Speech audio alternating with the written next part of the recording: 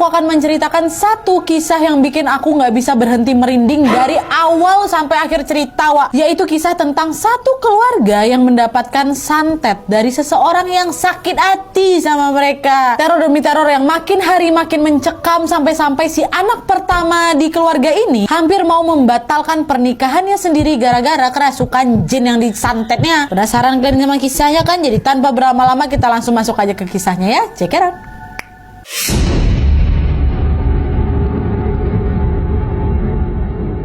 Oke, jadi kisah yang akan aku ceritakan malam ini dikirim dari wawa aku yang bernama Diandra. Halo Diandra. Jadi kisah yang dialami oleh Diandra dan keluarganya ini terjadi pada tahun 2010 lalu, Wak. Yang mana pada saat itu mereka menerima teror mistis ini karena ada yang mengirim santet ke salah satu keluarga mereka. Nah, sebelum kita masuk lebih jauh lagi nih tentang ceritanya, aku mau jelasin dulu sedikit latar belakang tentang keluarga Diandra ini, Wak, ya. Jadi, Wak, Diandra ini adalah anak bungsu dari 4 bersaudara. Nah, anak pertama bernama Kak Cinta, anak kedua namanya Kak Gilang, anak ketiga Kak Andra, dan yang terakhir ini barulah Diandra. Cewek, cowok, cewek. Ya. Nah, tahun 2010, Wak, waktu kejadian ini menimpa keluarga mereka, Diandra waktu itu masih SMP. Kalau Kak Cinta, anak pertama nih, udah lulus kuliah. Dan keluarganya Diandra ini bisa dibilang termasuk keluarga yang berada, Wak. Papanya mereka ini adalah seorang pemilik salah satu biro travel terkenal di kota tempat mereka tinggal, dan sementara ibunya atau mamanya ini punya kayak usaha butik gitu. Dan pada saat itu bisnis orang tuanya Diandra ini lagi naik-naiknya kali, Wak. Jadi sebenarnya memang nggak aneh kalau banyak sekali yang merasa tersaingi dan pengen ngejatuhin bisnis keluarganya mereka ini, kata Diandra. Diandra cerita, Wak, kalau keluarganya ini sering kali kayak dibikin gitu loh sama orang-orang. Ada yang pernah ngasih tanah kuburan, mendemin tali pocong di kantor bapaknya. Bahkan ada juga yang nekat kirim ke rumah mereka, Wak. Tapi untungnya karena mereka ini adalah keluarga yang taat dan sangat rajin beribadah, jadi semua kiriman itu kayak nggak mempan gitu ke mereka. Ketangkis semuanya gitu loh, Wak. Kecuali yang satu ini nih yang mau ku ceritain ini. Dari semua teror-teror yang mengincar keluarganya Diandra, ada satu yang akhirnya kena lah ke Kak Cinta, anak pertama dari keluarga nih, kakak pertamanya si Diandra. Nah, inilah yang mau aku ceritain malam ini ke kalian ya. Jadi waktu itu tahun 2010,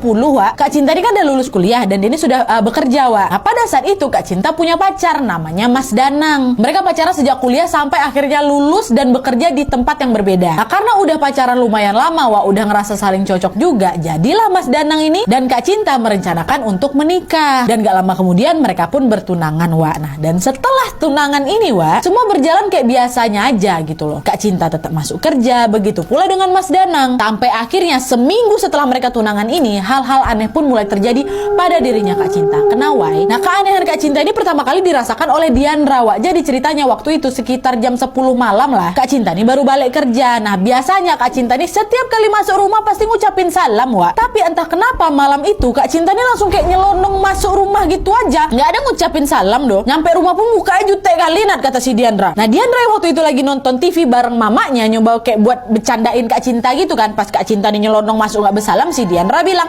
Waalaikumsalam. Kata dia kayak gitu, kayak ngeledekin gitu lah, Wak, karena Kak Cintanya lupa ngasih salam. Nah, biasanya kan kalau kita disindir kayak gitu kan kita langsung bilang Assalamualaikum, langsung kayak gitu kan. Tapi anehnya waktu itu Kak Cinta ini tetap nggak jawab apa-apa, Wak, cuek aja gitu, tetap ngelengus aja gitu masuk kamar. Nah, mamanya mereka pun heran ngeliat, kok kayak gitu Kak Cinta. Dia agak berbisik lah nanya ke si Diandra kan, Dek, kakak kenapa? Tumben dia masuk kayak gitu, mukanya nggak ngucapin salam pula tuh, main langsung masuk kamar aja, Dek. Kenapa kakak kau? Gak pula dia makan tuh, Dek, udah mama siapin makanan tuh. Entah, mah nggak tahu Diandra. Nah, karena mamanya takut Kak Cinta ini belum makan dan kelaparan, akhirnya mamanya ini inisiatif lawak buat nyiapin makanan, terus minta si Mbak ART-nya mereka buat, Mbak tolong ngantarin makanan ini ke kamarnya Kak Cinta. Oh iyanya, kata gitu dah disiapin sama si ART ini. Dan singkat cerita, waktu si Mbak ini mau naik ke kamarnya Kak Cinta yang memang berada di lantai 2, Wak, pas lagi naik Mbak ini berpapasan sama Kak Andra, kakak ketiga ya kalau nggak salah. Kak Andra mau turun gitu kan, ditanya mau kemana Mbak, kata si Mas Andra, ini Mas disuruh ibu ngantar makanan ke tempatnya Mbak Cinta. Nah, mendengar hal itu, yang biasanya Mas Andra ini orang yang malesan kali kalau disuruh ngapa-ngapain ya, tiba-tiba dia menawarkan diri bilang, oh ya udah biar saya aja lah yang nganterin ke tempat Kak Cinta, Mbak, kata dia ke si ART ini. Dan FYI, Wak, Mas Andra ini indigo orangnya, jadi memang agak sensitif gitu lah, dia bisa ngelihat hal-hal kayak gitu. Nah, mungkin di titik itu Mas Andra udah ngerasa kalau Kak Cintanya ada apa-apa deh nih gitu kan, makanya lah dia nih mau nganterin makanan itu ke kamar Kak Cinta. sekalian untuk ngecek lah gitu. Dah lah tuh Kak Andra bawa, langsunglah masuk ke kamarnya Kak Cinta dan mengantarkan makanan tersebut. Ntar dia langsung keluar nih Wak, nggak ngomong apa-apa nih ke kakaknya, cuma ngecek gitu aja. Dan setelah itu Kak Andra langsung keluar kamar, turunlah ini nimbrunglah duduk nonton TV samping si Diandra. Mama udah nggak ada tuh, nontonlah berdua. Nah lalu di tengah-tengah asik nonton, tiba-tiba suara Kak Andra ini langsung melirih Wak. Dia bilang, "Dek, tadi lihat Kak Cinta aneh nggak sih Dek?" "Iya bang, nengok aku, tapi mungkin lagi ada masalah di kantor itu, atau mungkin lagi capek sih kakak kau tuh." Bukan itu, ada ngikutin dia tahu. Nah Diandra yang denger abang yang ngomong kayak gitu ya, dia langsung kaget lah. "Hah, masa iya bang? Apa kau nih, ngaco aja omongan kau tuh." Nah dengan muka serius Bang Andra bilang lagi, "Betulan tau kau, makanya tadi aku yang nganterin makanan tuh ke kamarnya dia. Terus pas aku masuk nganterin makanan Dek, kau tahu?" Nah belum selesai Bang Andra di ngomong kelanjutannya tuh Wak, kalian tahu apa yang terjadi? Tiba-tiba Kak Cinta keluar dari kamarnya tuh. Dia keluar, dia berdiri di anak pertama dari tangga. Anak pertama dari tangga, anak tangga pertama. Keluar dia akan tegak, dia agak turun sekali, tegak dari situ. Dan Kak Cinta melihat ke arah mereka dengan tatapan yang dingin dan tajam Wak. Nggak sampai di situ aja, tangannya pun langsung nunjuk ke Diandra nih. "Nani? Omae wa mou shindeiru." Ke Bang Andra sambil ngebentak, "Jangan lancang," kata dia gitu. Aduh, aku kok merinding, aku langsung ngebayangin seolah-olah Kak Cinta ini macam udah tahu kalau dia lagi diomongin sama si Andra kan, bawa Wak. Diandra sama Kak Andra yang negeri gitu apa nggak mematung mereka berdua? Matilah kok bang. Kok tahu dia ya Dek? Dan kalian tahu apa yang bikin kaget lagi Wak? Waktu Kak Cinta balik badan mau masuk ke kamar lagi, tanpa diduga mereka berdua nih, Diandra sama Bang Andra ini ngelihat rambut Kak Cinta tuh tiba-tiba berubah panjang Wak, sampai nyentuh ke lantai. Dan warna rambutnya pun berubah jadi putih kusam gitu loh. Padahal aslinya rambut Kak Cinta tuh cuma sebahu, warnanya pun hitam Wak. Bang, kok bisa berubah panjang rambutnya putih pula bang? Iya ya Dek. Astaga, berdua nengok Wak. Dan gak cuma itu aja, tiba-tiba mereka berdua kecium wangi melati yang pekat kali dari arah Kak Cinta tuh, sampai nusuk hidung wanginya tuh Nat. Gak si Diandra aja ngalamin Wak ya, Bang Andra juga nengok, juga cium. Halo, komen tegak-tegak di situ. Kucing. Kayak gitu. Nah itulah keanehan pertama kali yang ditunjukkan sama Kak Cinta yang dialami oleh si Diandra sama Bang Andra. Kita lanjut ke keanehan berikutnya lagi ya. Nah, singkat cerita Wak, di keesokan harinya, tepatnya di sore hari setelah kejadian Kak Cinta yang mendadak berubah sikap sama wangi melati itu, tiba-tiba telepon rumah berbunyi. Teneneneneng, diangkat. Nah ternyata yang nelpon ini adalah orang tuanya Mas Danang. Mas Danang nih siapa Wak? Betul, tunangannya Kak Cinta. Nah di telepon itu katanya keluarga Mas Danang pengen segera menentukan tanggal pernikahannya untuk Kak Cinta. Dan Dek, halo. Bentar lu.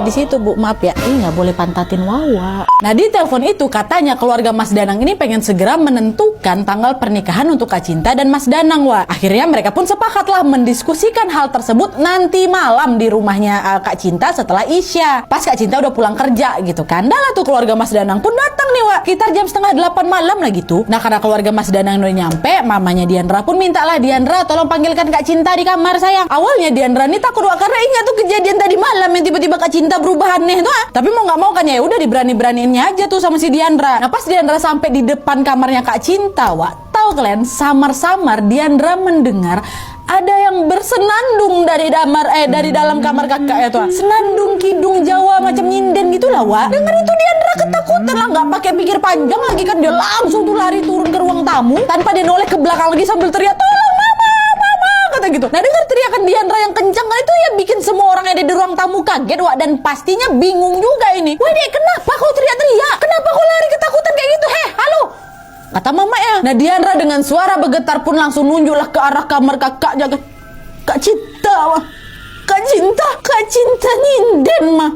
Nyinden. Semua orang yang ada di sana terkejut Wak. Mereka bingung karena nggak ada satupun di keluarga mereka yang bisa nyanyi. Nah nyanyi aja nggak bisa, apalagi nyinden kata. Akhirnya karena Diandra udah keburu takut kan Wak, dan semua orang juga udah kebingungan, bapaknya mereka lah yang memutuskan untuk naik ke kamar Kak Cinta langsung. Naiklah nih bapaknya kan.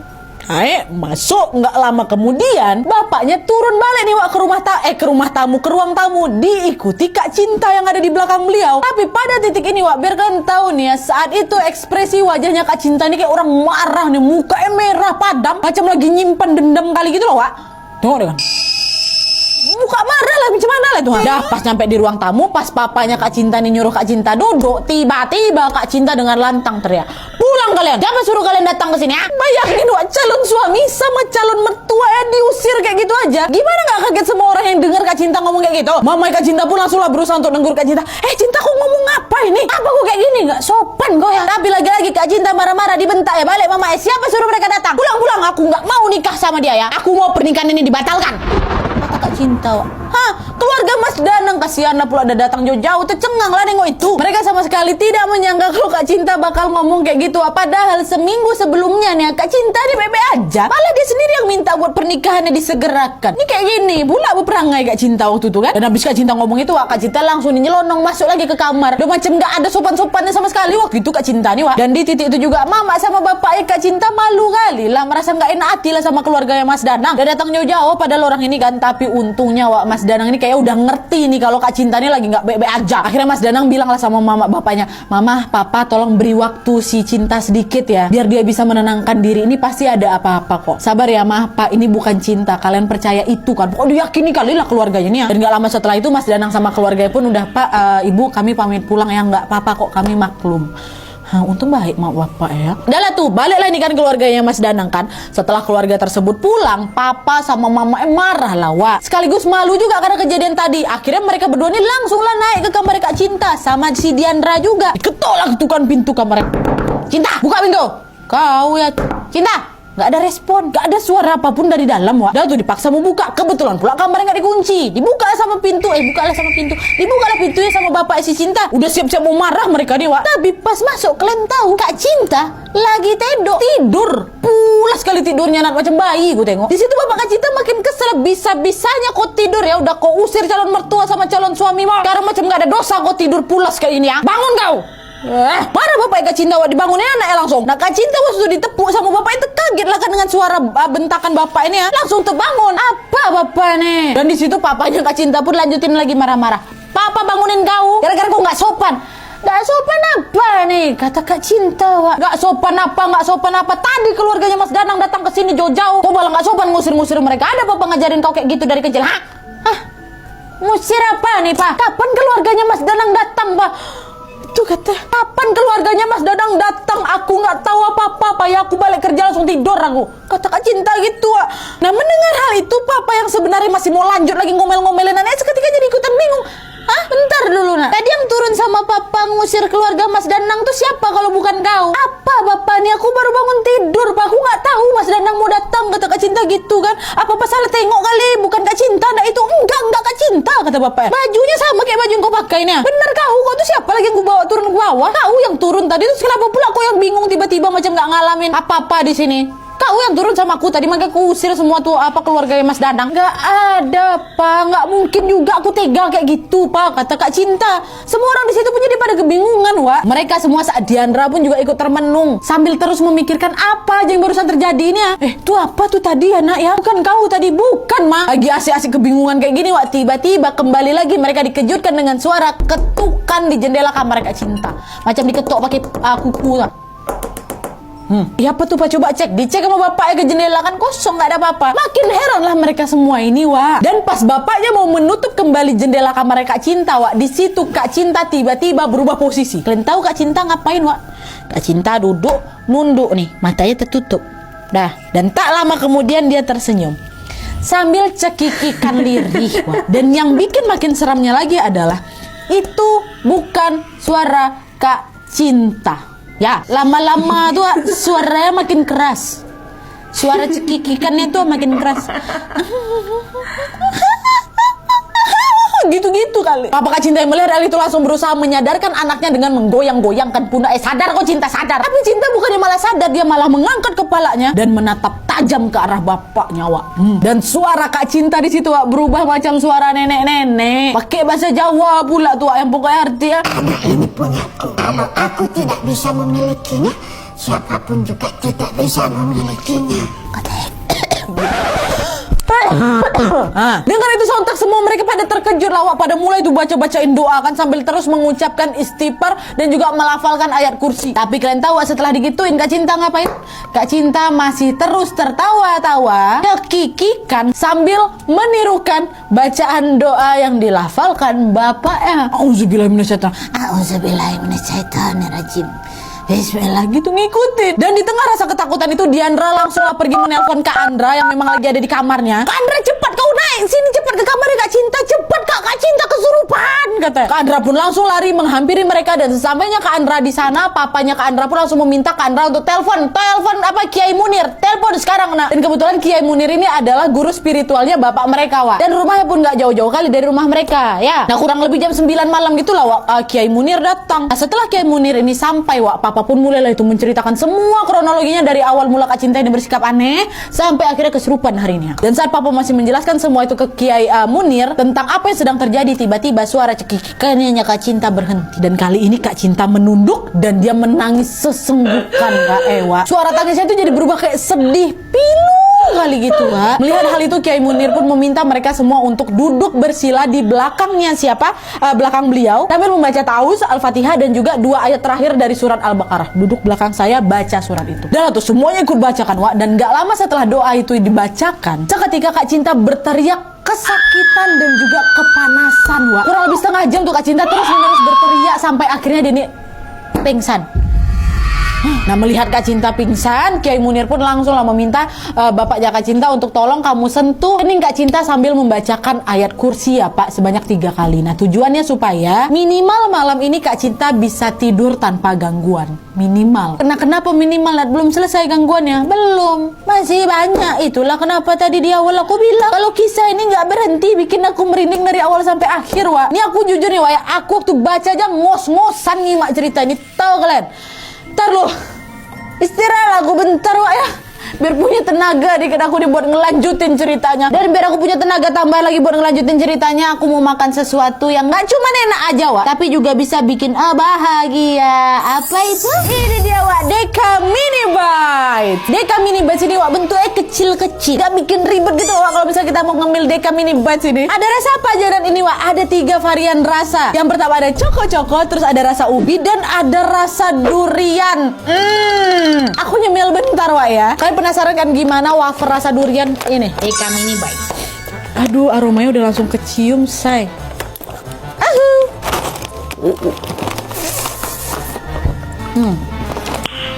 Nice.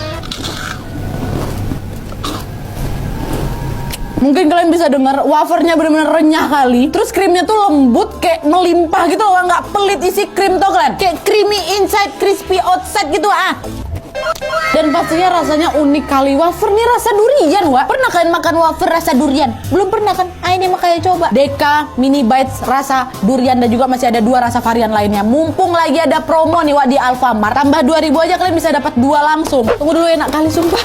Ini soalnya duriannya kayak nggak enak gitu tau kalian kan. Bukan durian yang ngaco rasanya, durian enak. Renyah kali. Dan selain coba yang durian, kalian juga harus coba yang coko-coko dan ubinya juga Wak. Soalnya beneran setiap gigitannya ngerasa kayak begitu bahagia gitu Pokoknya Deka Mini Bites, experience happiness in every bites. Terus aku habisin setengah lah boleh ya. Enak kali. Oke, energiku sudah terisi kembali berkat Deka Mini Bites yang super duper bikin happiness. Sekarang kita lanjut lagi nih ya ke ceritanya tadi ya. Nah terus Wak, setelah diobati sementara oleh Kiai Munir, Kak Cinta pun akhirnya bisa tertidur pulas malam itu Wak. Setelah itu mereka semuanya pun langsunglah turun ke ruang tamu nih untuk mendengarkan penjelasan dari Kiai Munir tentang apa sih yang sesungguhnya terjadi pada Kak Cinta. Dan di situ Wak, Kiai Munir berkata bahwa Kak Cinta ini diguna-guna oleh orang yang patah hati karena Kak Cinta. Dan ternyata Wak, ada nih seorang laki-laki yang mencoba untuk mendekati Kak Cinta, tapi Kak Cinta ini gak mau, ditolak sama Kak Cinta Wak. Dan ditambah lagi dia nih tahu kalau Kak Cinta ini mau menikah sama Mas Danang. Karena itulah Wak, dia ini makin jadi patah hati lagi. Dikirimlah santet, kenalah ke Kak Cinta. Definisi cinta ditolak dukun bertindak. Nah ini dia, itu kata Kiai Munir Wak. Dan setelah mendengar penjelasan dari Kiai Munir, papa mama langsung nangis segugukan Wak. Kenapa ada yang tega giniin anak kita ya Pak berbahaya, kata mamanya kan. Dan Kiai Munir juga menambahkan, ibu, bapak, cinta ini harus segera dibersihkan dan dicari dari mana sumber guna-guna itu. Kalau sampai telat ditangani bisa sangat berbahaya, Bu. Saking kuatnya santet yang dikirim sama si laki-laki ini, saya sendiri pun sampai nggak sanggup ngobatin cinta ini sendirian, Bu. Memang betul, Wak, Kiai Munir ini hanya sanggup membantu menenangkan dan memagari sementara aja supaya Kak Cinta ini bisa tidur pulas dengan tenang. Setelah ini bisa jadi cinta kumat lagi gitulah. Dan selain itu juga Kiai Munir ini juga menyarankan supaya besok, Pak, Cinta nggak usah masuk kerja dulu. Dan saya minta semua barang-barangnya Cinta yang ada di kantor harus dibawa pulang ke rumah tanpa terkecuali. Pokoknya semua barang-barang yang berkaitan sama Kak Cinta yang ada di kantor harus diamankan dulu. Ya, loh kenapa, Pak? Ya kan? Karena bisa jadi santet ini sampai tembus ke Kak Cinta asalnya dari barang-barang itu, dari barang-barang di kantor tuh. Nah, mendengar arahan Kiai Munir, Papa Kak Cinta pun langsunglah minta tolong adik kandungnya, namanya Om Harun. Harun, Mas, minta tolong kamu bereskan dan bawa pulang semua barang-barang Kak Cinta di kantornya besok ya. Oh iya, Mas, tenang, nanti saya bawakan, kata Om Harun. Nah, singkat cerita, sore harinya Om Harun pun datanglah ini ke rumah nganterin barang-barang Kak Cinta dari kantor tuh. Nah, sesampai di rumah, Om Harun ini sempat cerita ke bapaknya, ke abangnya, which is papanya Kak Cinta. Bang, tadi waktu saya beresin barang-barangnya Cinta, jujur Bang ya, di situ saya menemukan beberapa keanehan, Bang. Loh kenapa, Dek? Jadi waktu lagi beresin laci kerjanya Kak Cinta, saya menemukan beberapa minyak-minyakan yang mirip kali sama minyak-minyak Mbah Dukun tuh, Bang. Warnanya hitam, merah, sama bening. Ukurannya kecil memang, tapi baunya nyengat kali, Bang. Kayak khas-khas perdukunan gitulah. Dan gak cuma itu aja, Bang. Di kantornya Cinta juga saya ketemu sama Gio. Ingat, Abang, Gio? Hah? Ada Gio? Kata bapaknya, siapa Mas Gio ini? Jadi, Wak, Mas Gio ini ternyata dulu karyawannya bapaknya si Diandra, bapak Kak Cinta. Tapi setahun yang lalu pada saat itu, Mas Gio ini dibebas kerjakan atau dipecat dari kantor bapaknya karena terbukti menggadaikan 10 BPKB mobil HIS, mobil HIS. Aku tuh memang gak susah bilang HIS. 10 BPKB mobil HIS dan 3 BPKB sedan milik perusahaan bapaknya Kak Cinta. Bahkan gara-gara perbuatan Mas Gio itu, pihak pegadaian ini sampai-sampai hampir menyita HIS dan juga sedan milik bapaknya Kak Cinta. Tuh maka itulah dia dipecat. Nah, waktu mereka semua dengar cerita Om Harun itu, disitulah mereka baru tahu kalau ternyata setelah nggak kerja sama Papa, Mas Gio ini kerjanya di kantor Kak Cinta. Jadi apa? Jadi supir pribadinya bos Kak Cinta. Janggal kali kan, kok bisa kok tiba-tiba ke sana. Nah, di tengah keanehan dan kekacauan yang mulai seram ini, Papa, Mama, Diandra, dan Kak Andra sama Om Harun ya berusaha untuk menenangkan diri. Udah tenang aja, ini mungkin kebetulan aja gitu kan. Dan tuh setelah situasi udah mulai kondusif, mereka pun bersama-sama nih naik nih ke kamar Kak Cinta buat ngecek kondisi Kak Cintanya apakah baik-baik saja atau tidak. Mereka semua tuh berlima perlahan-lahan buka pintu kamar Kak Cinta. Dan waktu ini kalian tahu apa yang mereka lihat semuanya, Wak ya? Gak cuma berdua aja Andra sama Diandra, yang enggak, berdua semuanya. Waktu pintu dibuka, di sana mereka lihat sosok Kak Cinta sedang tidur terbaring di atas ranjang sambil melipat kedua tangan di dada. Tapi Wak, yang anehnya adalah rambutnya Kak Cinta tuh gimbal. Jadi gimbal, panjang, warnanya putih. Kalian ingat Kak Cinta rambutnya warna apa? Hitam. Terus apa? Pendek. Ini nggak panjang, gimbal, hitam. Putih, sorry Ma. Dan sosok yang terbaring itu wajahnya mirip kali sama Kak Cinta. Mirip kali. Cuman kulitnya keriput, kusam. Kukunya panjang-panjang, warnanya hitam. Macam nenek-nenek lusuh. Apa nggak bingung, terkejut mereka nengok Kak Cinta situ, Wak? Tidak, matanya terpejam gitu, Wak. Itu cinta, tapi bukan cinta yang mereka tahu gitu, Wak. Mirip. Nah, terus tiba-tiba ya dalam keadaan mata tertutup itu, dengan suara serak Kak Cinta berkata, Gadis ini akan saya jadikan istri. Saya bawa ke alam saya. Jangan coba-coba menghalangi saya, atau gadis ini akan mati. Dengar Kak Cinta ngomong itu tanpa pikir panjang lagi, papanya Kak Cinta minta Om Harun untuk cepat kamu telepon Kiai Munir. Dan sambil nunggu Kiai Munir datang, Papa langsung mendekati Kak Cinta, disentuhnya keningnya pakai jempol, dan berulang-ulang Papa membacakan ayat kursi, Wak. Disitulah Kak Cinta yang awalnya terpejam terbelalak matanya langsung. Dia teriak kencang, nangis kesakitan, terus ketawa cekikikan lagi. Gitu terus, Wak, berulang-ulang, ketawa lagi, teriak-teriak lagi, nangis lagi. Habis itu menjelang maghrib sekitar jam 5-an waktu itu barulah itu Kiai Munir nyampe, Wak, di rumah. Kak Cinta masih terus tuh histeris, Wak. Kiai Munir langsung membantu membacakan doa, dan di situ mama mereka Om Harun, Mas Andra, Diandra juga ikutlah tuh membaca 2 ayat terakhir surat Al-Baqarah kan. Dan meski terus meraung-raung, Wak, perlahan-lahan tubuh Kak Cinta nih kembali lagi seperti semula, alhamdulillahnya. Udah bukan menyerupai sosok nenek-nenek itu lagi, Wak. Dah tuh kan terus mereka baca. Nggak lama setelah itu azan maghrib pun mulai berkumandang. Nah, waktu terdengar suara azan ini, kalian tahu Kak Cinta ngapain? Tiba-tiba Kak Cinta terentak bangun, Wak. Bangun, terduduk dan langsung muntah darah warna hitam pekat, busuk kali baunya, nak, kata dia. Terus terbayang, astagfirullahaladzim. Dan setelah itu Kak Cinta pun langsung pingsan, Wak, di pangkuan bapaknya. Pingsan tapi untung. Nah, sekarang udah selesai gangguannya belum? Belum, duduk dulu, duduk. Ingat kan kalian di awal tadi aku bilang kalau misalnya Kiai Munir ini nggak sanggup ngobatin Kak Cinta itu sendiri. Nah, itu karena apa? Karena ternyata jin yang memasuki tubuhnya Kak Cinta ini banyak kali, Wak. Macam lagi antri mereka tuh mau masuk ke dalam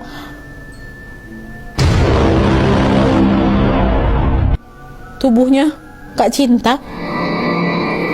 Nah, Arno aku nih. Makanya waktu itu Kiai Munir pun meminta sama papa dan mamanya Kak Cinta untuk meruqyah Kak Cinta sendiri. Dan untungnya Om Harun ternyata punya kenalan Kiai juga, Wak, yang juga merupakan salah satu pengasuh pondok pesantren gitu, Wak. Papa pun langsung meminta bantuan Om Harun, tolonglah Dek, hubungilah Kiai itu. Namanya Kiai Hasan, Wak. Usianya kurang lebih 70 tahun lah, kata Diandra. Dan alhamdulillah setelah dihubungi, beliau bersedia datang ke rumah besok siang. Dah tuh, di keesokan harinya Kiai Hasan ini pun sampailah di rumah membawa 6 orang murid lainnya, 6 orang murid pesantren, Wak. Bawa tuh ke rumahnya. Aduh, kenapa sih gatal hidung aku?